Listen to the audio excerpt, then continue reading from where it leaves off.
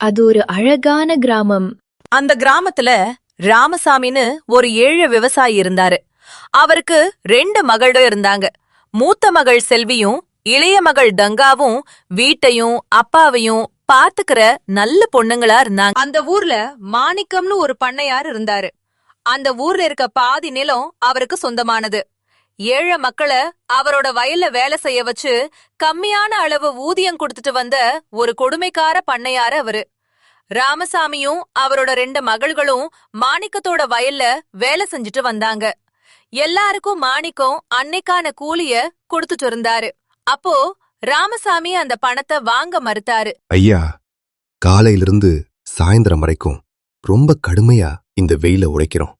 நீங்க கொடுக்கற இந்த கொஞ்சம் பணம் எங்களுக்கு பத்தாதியா? என் 2 பொண்ணுங்களையும் நான் இன்னும் கரை சேர்க்கணும். எங்களுக்கு இன்னும் கொஞ்சம் பணம் அதிகமா கொடுங்கயா. என்னது, இன்னும் கொஞ்சம் பணம் கேட்கிறாயா? போதும் போதும், நீ பாக்குற வேலைக்கு இந்த 100 ரூபாவே அதிகம். ஏற்கனவே நீ என்கிட்ட கடன் வாங்கியிருக்க. உன் வீட்டையும் அடமானம் வச்சுதான் நிறைய பணம் வாங்கியிருக்க. அதையெல்லாம் நான் எப்படி கழிக்கிறதா? நீ இவ்வளோ தூரம் கேட்டுக்கிட்டதால உன் கஷ்டம் தீர்றதுக்கு நான் உனக்கு ஒரு வழி சொல்றேன். பேசாம உன் 2 பொண்ணுங்களையும் எனக்கே கல்யாணம் பண்ணி கொடுத்துரு. நீ எனக்கு தர வேண்டிய எந்த கடனையும் நான் கேட்க மாட்டேன். என்ன சொல்ற? மாணிக்கம் இப்படி சொன்ன உடனே மனசு உடைஞ்சு போய் ராமசாமி ரொம்ப சோகமா வீட்டுக்கு வந்தாரு. வீட்ல அவங்க 2 பொண்ணுங்களும் வேலை செஞ்சுட்டு இருந்தாங்க. ராமசாமி ரொம்ப சோகமா இருந்தத பார்த்த கங்கா, அப்பா, என்னாச்சு உங்களுக்கு? ரொம்ப சோகமா இருக்கீங்களே. கங்கா, செல்வி, அந்த பண்ணையார்கிட்ட நம்ம வீட்டு அடமானம் வச்சு நிறைய கடன் வாங்கியிருந்தோம் இல்லம்மா. அந்த கடன் எல்லாம் நம்மளால திருப்பி கொடுக்க முடியாதுன்னு தெரிஞ்சுக்கிட்ட அந்த பாவி உங்க 2 பேரையுமே கல்யாணம் செஞ்சு கொடுக்க சொல்லி என்ன கேக்குறாமா. அத கேட்டதும் செல்விக்கும் கங்காவுக்கும் ரொம்ப அதிர்ச்சியா இருந்துச்சு. ராமசாமி அவரோட 2 பொண்ணுங்களோட வாழ்க்கையும் காப்பாத்த முடியாதுன்னு நினைச்சு ரொம்ப வருத்தப்பட்டு அந்த சோகத்திலேயே ஒரு நாள் இறந்தும் போயிட்டாரு. அப்பா இறந்த சோகம் தாங்க முடியாம செல்வியும் கங்காவும் ரொம்ப வருத்தத்துல இருக்கும்போது அப்போ அந்த பண்ணையாரு மாணிக்கம் அவங்கள தேடி வந்தாரு. என்ன உட்கார்ந்து அழுதுட்டு இருக்கீங்க? உங்க அப்பன் சும்மா ஒன்னும் சாகல. உங்க 2 பேரையும் என்கிட்ட அடமானம் வச்சுட்டு தான் செத்து போயிருக்கான். இனிமே நீங்க இருக்க வேண்டிய இடம் இது இல்ல, என்னோட வீடு. ஒழுங்கா மூட்டை முடிச்செல்லாம் கட்டிக்கிட்டு என் வீட்டுக்கு வந்து சேர வழிய பாருங்க. கங்காவும் செல்வியும் அவர்களுடைய விதியை நினைச்சு வருத்தப்பட்டு அழுதாங்க. ஒரு வழியா அவங்கள சமாதானப்படுத்திக்கிட்டு அந்த பண்ணையார் வீட்டுக்கு வாழ போனாங்க. பண்ணையாரோட வீட்டுக்கு போனதும் அவ்வளவு பெரிய வீட்ட முதல்ல பார்த்த செல்விக்கு ஆச்சரியமா இருந்தது. ஆனா கங்கா பண்ணையார் வீட்ல வாழ போற வாழ்க்கைய நினைச்சு ரொம்ப வருத்தப்பட்டா. அந்த பண்ணையார் அவர்கள் 2 பேரையும் நகைகள் இருக்கிற அறைக்கு கூட்டிட்டு போய், வாங்க என் அருமை மனைவிகளா, இங்க இருக்க நகை பட்டு புடவைங்க எல்லாம் உங்களுக்கு தான். என்ன சந்தோஷம்தானே? ஆனா அந்த நகைகளும் பட்டு புடவைகளும் எதுவுமே கங்காவுக்கு பிடிக்கல. அதற்கு நேர் மாறா மூத்தவ செல்விக்கு கொஞ்சம் கொஞ்சமா மனசு மாற ஆரம்பிச்சது. அந்த நகைகளையும் துணிமணிகளையும் போட்டுக்க ஆசைப்பட்டா. அந்த கொடுமைக்கார பண்ணையாருக்கு மனைவியா வாழுதை விட ஒரு சமையல்காரியா இருந்துடலான்னு முடிவு பண்ணா கங்கா. ஒரு நாள் கங்கா செல்வி கிட்ட, அக்கா, எனக்கு ஏதோ தப்பா தெரியுது. நகையும் பணத்தையும் பார்த்து நீ ஏமாந்துராத. வா, நாம இந்த வீட்டை விட்டு போய் நம்ம எங்கேயாவது உழைச்சு சாப்பிடலாம். இங்க பாரு கங்கா, சந்தோஷம் நம்மள தேடி வரும்போது நம்ம அத பயன்படுத்திக்கணும். முட்டாள்தனமா அத உதாசீனப்படுத்த கூடாது. உனக்கு பிடிக்கலனா நீ தனியா ஒதுங்கிக்கோ. எனக்கு இந்த வாழ்க்கை ரொம்ப பிடிச்சிருக்கு அப்படின்னு செல்வி சொன்னா. ஒரு நாள் மாணிக்கம் செல்விக்கு ஒரு தங்க நெக்லஸ் பரிசா கொடுத்தாரு. அத பார்த்து ரொம்ப சந்தோஷப்பட்டா செல்வி. அதே மாதிரி ஒரு நெக்லஸ கங்காவுக்கும் கொண்டு வந்து கொடுத்தாரு. ஆனா கங்காவுக்கு அவரையும் பிடிக்கல, அந்த நெக்லஸையும் பிடிக்கல. ஆனா செல்வி பணத்துக்கும் பட்டு புடவைகளுக்கும் ஆசைப்பட்டு கொஞ்சம் கொஞ்சமா அவளையே மாத்திக்கிட்டா. பட்டு புடவையும் நகையும் போட்டுட்டு செல்வி சுத்தமா மாறி போயிருந்தா. அவளை பார்த்துட்டு கங்காவுக்கு அதிர்ச்சியா இருந்தது. அக்கா, என்ன இது கோலம்? ஏன் இப்படி ஆளே மாறிட்ட? இதெல்லாம் தப்புக்கா. இந்த நகையும் பணமும் பட்டு கூடவே நமக்கு சொந்தமானதில்ல. அதுக்கு நீ ஆசைப்படாத. என்னைக்கா இருந்தாலும் அது நம்மள விட்டு போயிடும். அடி போடி பைத்தியக்காரி, உன்ன மாதிரி முட்டாளா என்ன வாழ சொல்றியா? இது வரைக்கும் நம்ம அப்பா வீட்ல சாப்பிட கூட சாப்பாடு இல்லாம கஷ்டப்பட்ட. இப்ப எனக்கு எல்லாம் கிடைக்குது. அத நான் ஏன் அனுபவிக்க கூடாது?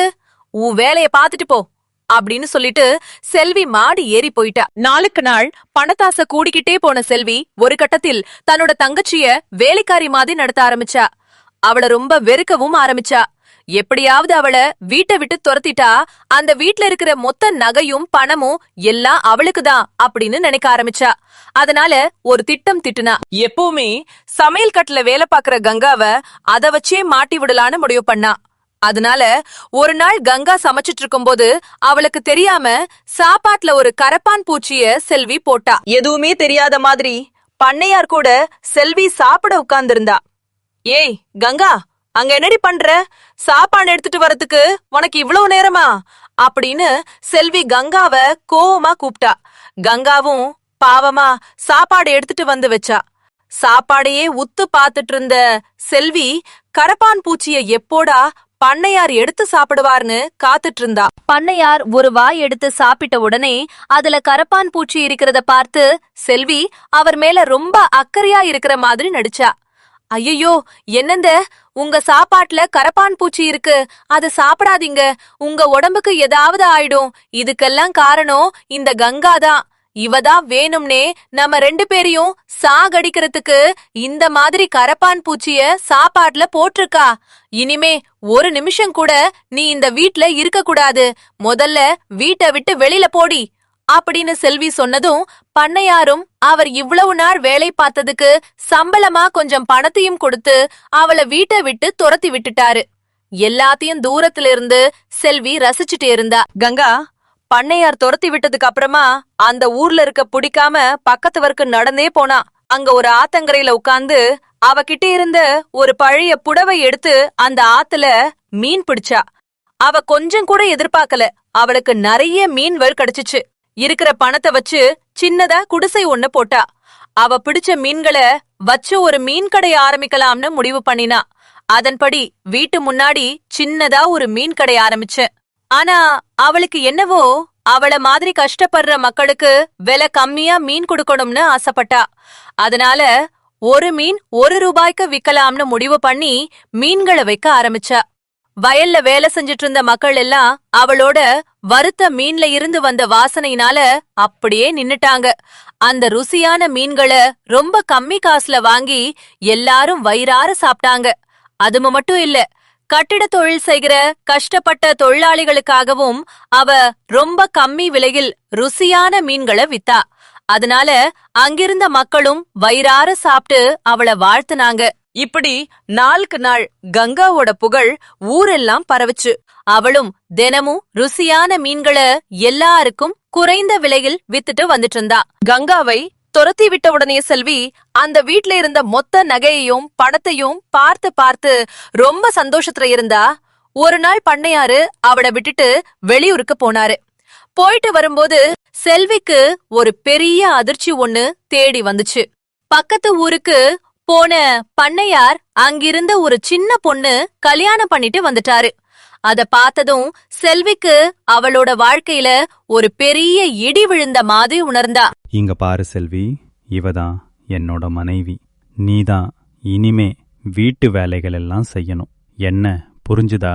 அப்போதான் எதுவுமே நிரந்தரம் இல்லைன்னு கந்தா சொன்னதை நினைச்சு பார்த்தா அருமையான தன்னோட தங்கச்சியை இழந்ததை நினைச்சு அவ அழுதா. செல்வி பழையபடி மாறி அந்த வீட்ல இருக்கிற வேலைகள் எல்லாம் செஞ்சா. அவளால அதுக்கு மேல அந்த இருக்க முடியல. அதனால அந்த வீட்டை விட்டு வெளியே வந்து தங்கச்சிய தேடி போனா. ரொம்ப தூரம் நடந்ததுனால சோர்வுல ஒரு இடத்துல உட்கார்ந்து அப்படியே மயங்கிட்டா. அப்போ அந்த வழியா வந்த ஒரு அம்மா, அட கடவுளே, யார் இந்த பொண்ணு இப்படி மயங்கி கிடக்குறா அப்படின்னு கேட்டதும் மயக்கத்துல இருந்து எழுந்து செல்வி, அம்மா, நான் பக்கத்து ஊர்ல இருந்து வர, எனக்கு ரொம்ப பசிக்குது, எங்கேயாவது சாப்பாடு கிடைக்குமா அப்படின்னு கேட்டதும் அந்த அம்மா, கொஞ்ச தூரம் போனினா அங்க ஒரு பொண்ணு மீன் விக்கிறம, ரொம்ப ருசியான மீன் விலை கம்மி விலையில் விக்கிறா. உன்ன மாதிரி கஷ்டப்பட்ட பொண்ணுன்னா அவ காசே வாங்க மாட்டா. அவ ரொம்ப நல்லவமா, நீ அங்க போய் சாப்பிடு. அந்த அம்மா சொன்னது கேட்டுட்டு செல்வி அந்த கடையை தேடி போனா. அங்க போனதும் அவளுக்கு ஒரு இன்ப அதிர்ச்சியா இருந்தது. செல்வி கங்காவை பார்த்ததும் ரொம்ப சந்தோஷப்பட்டா. என்ன நடந்திருக்கும்னு புரிஞ்சுகிட்ட கங்கா அதுக்கு மேல அவகிட்ட எதுவும் கேட்காம, அக்கா நீ எதுக்கும் கவலைப்படாத, நீ வா, நம்ம 2 பேரும் சேர்ந்து இந்த மீன் கடைய இனிமே பாத்துக்கலாம். அக்கா, பெண்களுக்கு எப்பவுமே சுயமரியாதை தான் முக்கியம். அந்த பண்ணையார்கிட்ட அடிமையா இருக்க பிடிக்காம நீ தனியா வந்தியே, அதுவே எனக்கு சந்தோஷம். நாமளே உழைச்சு இனிமே நம்ம வாழ்க்கையே பாத்துக்கலாம் அக்கா. அதுக்கப்புறம் செல்வியும் கங்காவும் அந்த மீன் கடைய ரொம்ப நல்லா பாத்துக்கிட்டாங்க. சுத்தி இருக்கிற எல்லா மக்களுக்கும் கம்மியான விலைய ருசியான மீன்களை வித்து சந்தோஷமா இருந்தாங்க.